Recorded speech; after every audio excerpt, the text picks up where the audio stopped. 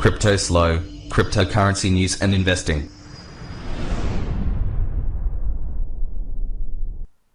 CryptoSLO with more crypto gains. What's going on, guys? In today's video, we're going to talk about adding a custom picture onto your property on Evolution Land. It's actually pretty easy, and if you started to notice on the map, you're starting to see people's properties have custom pictures on them. So the question is, how do you get a custom picture on your property?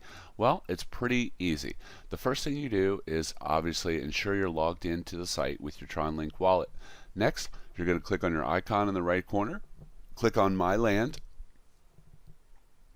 click on Manage the property that you want to manage the picture on, and then from this screen you will see Delete Pic, Upload Pic, Sell Your Property, and also as a bonus you can type in a land description if you like. That's it. That's all there is to it.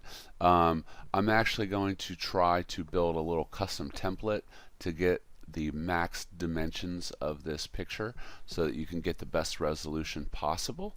So that's all there is to it. Hope you like this video. Thumbs up, sub, and have a great day. This is CryptoSLO. If you're not talking gains, then we're not talking.